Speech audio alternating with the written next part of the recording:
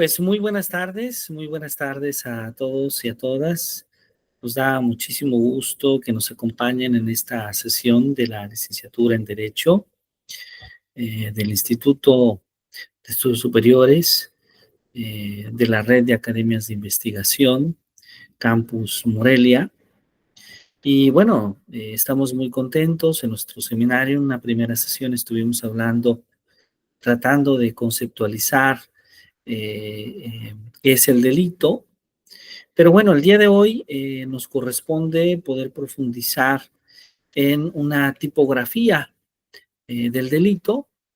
Entonces voy a permitirme compartir para todos ustedes en esta tipografía una presentación que hemos elaborado justamente para poder eh, analizar, para poder revisar de manera introductoria la clasificación y los diferentes tipos de delito.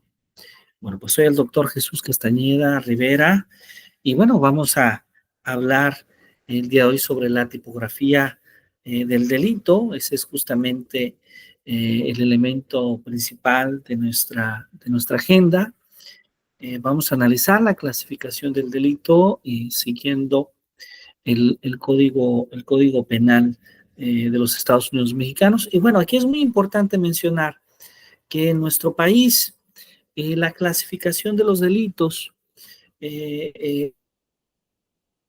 penal federal, pero también por los códigos penales de cada una de las entidades federativas. Este último conocido justamente como el fuero común. Es importante mencionar que no existe una clasificación del delito en el Código Civil, puesto que este Código Civil principalmente se enfoca en analizar las relaciones entre los particulares, aspectos familiares, patrimoniales, contractuales, y establece sí responsabilidades, pero de tipo civil, y no, y no de tipo, y no de tipo penal, que son las que vamos a atender esta tarde. Bueno, podemos comenzar entonces hablando de esta clasificación de los delitos según su tipo, considerando un bien jurídico tutelado. Entonces, comentábamos que el Código Penal Federal y que los códigos estatales agrupan los delitos en títulos y en capítulos de acuerdo con el bien jurídico que se protege. Esta clasificación que vamos a presentar, que es una clasificación breve, insisto, porque desde luego para tener mayor profundidad hay que dar lectura y analizar el Código Penal Federal y el Código Penal de cada una de las entidades federativas, en este caso del Estado de Hidalgo o del Estado de Michoacán, considerando el origen de nuestros estudiantes, la residencia. Entonces, vamos a hablar de esta clasificación que contempla los delitos, por ejemplo, contra la vida, contra la integridad corporal, como es el homicidio, las lesiones, el aborto, el feminicidio, o la seguridad sexual, como la violación, el abuso sexual, el acoso sexual o la trata de personas, o los delitos contra la propiedad, ¿no? Como puede ser el robo, el fraude, la extorsión, el despojo, el daño en propiedad ajena, y los delitos contra la familia, la violencia familiar, pero también el incumplimiento de la obligación de asistencia alimentaria. También se contemplan delitos contra la seguridad de la nación, como puede ser la traición a la patria, como puede ser el espionaje o el terrorismo, o los delitos contra la salud, como el narcotráfico, como los delitos relacionados con la posesión y el consumo de estupefacientes, o los delitos contra la administración de la justicia, como puede ser la falsedad de declaraciones, el quebramiento de sellos una vez que instancias o instalaciones han sido clausuradas, selladas, los delitos cometidos también por servidores públicos, como puede ser el ejercicio indebido del servicio público, el abuso de autoridad o el cohecho. Podemos hablar también en una segunda clasificación eh, de los delitos según su forma de comisión. Es decir, esta clasificación atiende en cómo se lleva a cabo el delito, el acto delictivo. El delito por acción, cuando la conducta prohibida por la ley se realiza de forma activa, como puede ser lastimar, golpear a una persona. El delito por omisión, cuando la ley castiga la inactividad de un deber legal, la omisión de auxilio, la omisión de un servidor público de evitar un delito que estaba en su poder impedir. Veamos con atención este tipo de delitos. Pero también tenemos una tercera clasificación, como son los delitos según su duración. El delito instantáneo, esto se da cuando la consumación se agota en el momento mismo en el que se realizan sus elementos, como puede ser el homicidio.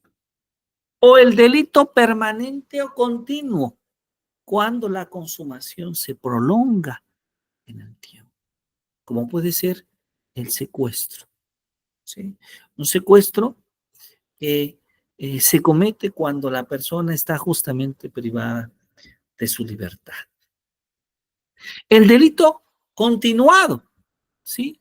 Cuando se cometen varias conductas delictivas, ¿sí? Generalmente bajo un mismo propósito criminal, ¿sí? Y también generalmente en contra del mismo sujeto pasivo, ¿sí? Esto lo podemos ver cuando un empleado, por ejemplo, roba cantidades de dinero a su jefe, no en un día, sino a lo largo de varias ocasiones. Entonces, podríamos decir que el delito se presenta justamente por su materia, puede ser local, puede ser federal, puede ser militar. Por la conducta puede ser por acción, por omisión o por comisión, por omisión, o por el resultado puede ser instantáneo, permanente, continuado. Ahora, hay otras clasificaciones importantes del delito, como por ejemplo, cuando el autor del delito tiene la intención de cometerlo y sabe que su acción es ilegal. Es decir, una persona que planea, que ejecuta un robo. O también el delito culposo, cuando el delito se comete sin dolo, sin la intención de causar un daño. Pero la imprudencia, la negligencia, la impericia o la falta de cuidado pueden ocasionar un delito, como puede ser el conducir a exceso de velocidad que puede causar lesiones a una persona. Ahora, también tenemos delitos del fuero común y delitos del fuero federal. Por ejemplo, del fuero común son aquellos delitos que son competencia de las autoridades de cada estado, de cada entidad federativa de la República, las fiscalías, los tribunales locales, y la mayoría de estos delitos son el robo, el homicidio, el fraude. Este es el tipo de delitos que entran en esta categoría. O tenemos los delitos del fuero federal, que son delitos establecidos por el Código Penal Federal y que son competencia de las autoridades federales, la Fiscalía General de la República, los jueces y los tribunales. Ahí tenemos los delitos como el narcotráfico, el terrorismo, la delincuencia organizada, o también aquellos que se realizan contra de funcionarios o bienes de la federación. También tenemos el caso de delitos graves, ¿sí? Ya que el Código Nacional de Procedimientos Penales establece un catálogo de considerados como graves, ¿sí? Significa que para estos delitos no se permite la libertad provisional, lo que llamamos comúnmente la fianza para el imputado, ¿sí? Ejemplos de estos delitos son la delincuencia organizada, el homicidio doloso, el secuestro o la trata de personas. Entonces, lo que sí regula los ilícitos civiles, ¿sí? Estos, estos actos contrarios a la ley que causan un daño a una persona o que generan una responsabilidad civil. Y esta responsabilidad implica la obligación de reparar el daño causado, ¿sí? Generalmente a través de una indemnización. Es importante diferenciar a los delitos penales que buscan castigar al culpable con penas en prisión, mientras que generalmente los ilícitos civiles se resuelven a través de la reparación del daño. La clasificación de los delitos es entonces una herramienta fundamental en el derecho penal de nuestro país para poder organizar, para poder comprender, para poder aplicar la ley de una manera adecuada y que se encuentra definida en la legislación penal y no en la civil. Bueno, esto ha sido entonces una breve introducción a esta tipografía de delitos. Y desde luego, una mayor profundidad requiere de una revisión a profundidad del Código Penal Federal y particularmente del Código Penal del Estado de Michoacán, para poder conocer justamente eh, con todo detenimiento cuáles son las condiciones en las que estos códigos analizan y presentan los diferentes tipos de delito.